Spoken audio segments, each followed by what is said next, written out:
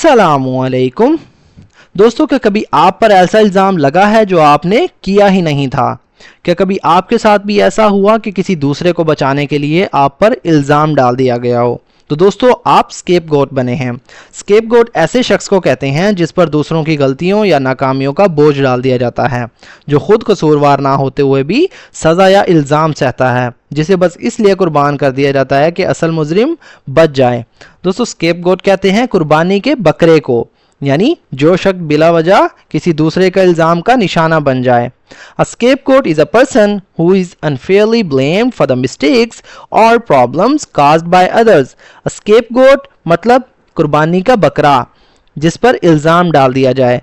इस मतलब है या होता है, a person मतलब वो शख्स, who मतलब जो, is मतलब होता है, अनफेयरली ब्लेम्ड, अनफेयरली मतलब नाहक तौर पर, नाइंसाफ़ी से। ब्लेम्ड का मतलब होता है दोस्तों इल्ज़ाम दिया गया, यानी इल्ज़ाम ठहराया गया। अनफेयरली ब्लेम्ड मतलब नाहक इल्ज़ाम दिया जाता है। फॉर मतलब के लिए, द मिस्टेक्स यानी गलतियों के लिए, और प्रॉब्लम्स या मसाइल का या मसाइल के लिए। काज़्ड मतलब पैदा किए गए, जो पैदा हुए हों। by others यानी दूसरों की तरफ से। A scapegoat is a person who is unfairly blamed for the mistakes or problems caused by others यानी कुर्बानी का बकरा ऐसा शख्स होता है जिसे बगैर किसी कसूर के दूसरों की गलतियों या मसाइल का जिम्मेदार ठहराया जाता है।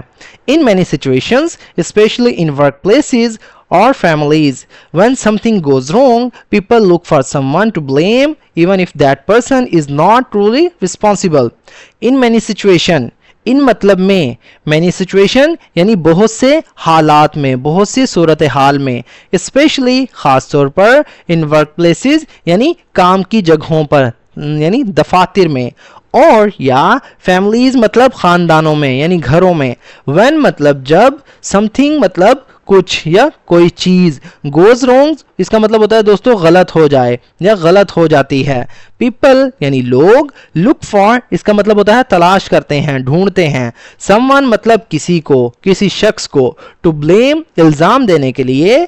इवन इफ यानी हत्ता कि या अगरचे, दैट पर्सन यानी वो शख्स, इज़ नॉट मतलब नहीं होता, ट्रूली यानी हकीकी तौर पर, रिस्पॉन्सिबल यानी जिम्मेदार।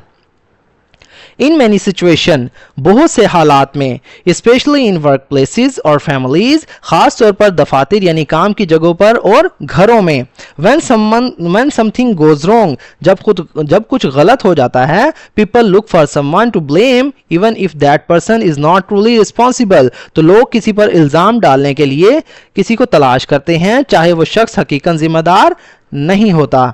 दिस पर्सन बिकम्स, दिस मतलब ये, पर्सन यानी शख्स, बिकम्स यानी बन जाता है, द स्केपगॉट यानी इल्ज़ाम का निशाना, कुर्बानी का बकरा। दिस पर्सन बिकम्स द स्केपगॉट यानी ये शख्स इल्ज़ाम उठाने वाला बन जाता है, यानी यही शख्स कुर्बानी का बकरा बन जाता है। It is an unfair practice that can damage trust and relationships. It is मतलब ये है, ये होता है। एन अनफेयर यानी ये गैर मुनसफाना, प्रैक्टिस कहते हैं तरीके को, अमल को।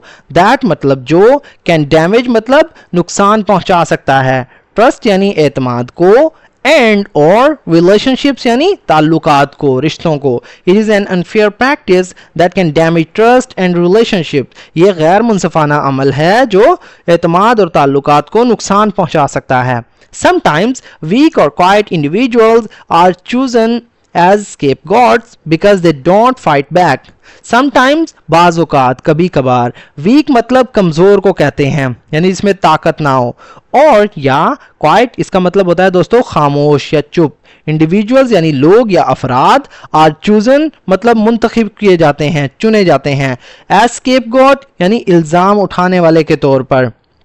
बिकॉज क्योंकि, दे मतलब वो, डोंट फाइट बैक इसका मतलब होता है दोस्तों जवाब नहीं देते, वापस जवाब नहीं देते, आप कह सकते हैं मज़ाहमत नहीं करते। Sometimes weak or quiet individuals are chosen as scapegoats because they don't fight back. बाज़ औक़ात खामोश या कमज़ोर लोगों को इसलिए इल्ज़ाम का निशाना बनाया जाता है क्योंकि वो मज़ाहमत नहीं करते, वापस जवाब नहीं देते, यानी चुप रहते हैं। In history and society, scapegoating has led to discrimination and injustice. In history यानी तारीख में, माजी में, एंड और सोसाइटी और माशरे में स्केपगॉटिंग यानी किसी को बिला वजह इल्ज़ाम देना, हैज़ लेड टू मतलब ले गया है यानी किसी चीज़ की तरफ ले गया या अंजाम दिया या किसी चीज़ की वजह बना, डिस्क्रिमिनेशन इम्तियाजी सलूक की, एंड और इनजस्टिस यानी नाइंसाफ़ी की तरफ। In history and society scapegoating has led to discrimination and injustice, तारीख़ और माशरे में स्केपगॉटिंग ने इम्तियाजी सलूक और नाइंसाफ़ी को जन्म दिया है। Instead of blaming others, instead of बजाय इसके, ब्लेमिंग मतलब इल्ज़ाम देना, अदर्स यानी दूसरों को। It is better to look for real solutions, it is better मतलब बेहतर है कि टू लुक फॉर तलाश करना, रियल सोल्यूशन यानी हकीकी हल। Instead of blaming others it's better to look for real solutions यानी दूसरों पर इल्ज़ाम देने के बजाय बेहतर है कि असल हल तलाश किया जाए। A healthy environment promotes honesty, accountability and fairness, not the need to find a scapegoat. Healthy मतलब एक सेहतमंद, इन्वायरमेंट कहते हैं माहौल को, प्रमोट्स मतलब फ़रोग देता है, बेहतर बनाता है, इसका मतलब होता है फैलाता है, ऑनेस्टी यानी ईमानदारी को, अकाउंटेबिलिटी एहतसाब को जिसे कहते हैं जवाबदही, अकाउंटेबिलिटी यानी जिम्मेदारी कबूल करना, एंड और फेयरनेस यानी इंसाफ को, नॉट द नीड ना कि ज़रूरत को, टू फाइंड मतलब तलाश करने की, स्केपगॉट मंदी मतलब कुर्बानी का बकरा। A healthy environment promotes honesty यानी एक सेहतमंद माहौल ईमानदारी, ऑनेस्टी यानी ईमानदारी, अकाउंटेबिलिटी जवाबदही, एंड फेयरनेस और इंसाफ को जो है प्रमोट करता है। Not the need to find a scapegoat यानी एक सेहतमंद माहौल ईमानदारी जवाबदही और इंसाफ को फ़रोग देता है, ना कि कुर्बानी का बकरा तलाश करने की ज़रूरत को।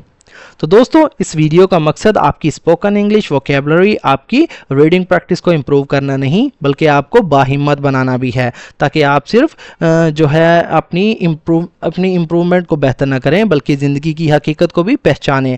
अगर वीडियो पसंद आई तो वीडियो को लाइक करें, कमेंट करें और इसे अपने दोस्तों के साथ भी शेयर करें ताकि आपके साथ साथ उनका भी फ़ायदा हो। तो दोस्तों मिलते हैं अपनी नेक्स्ट वीडियो में, तब तक के लिए अल्लाह हाफिज़।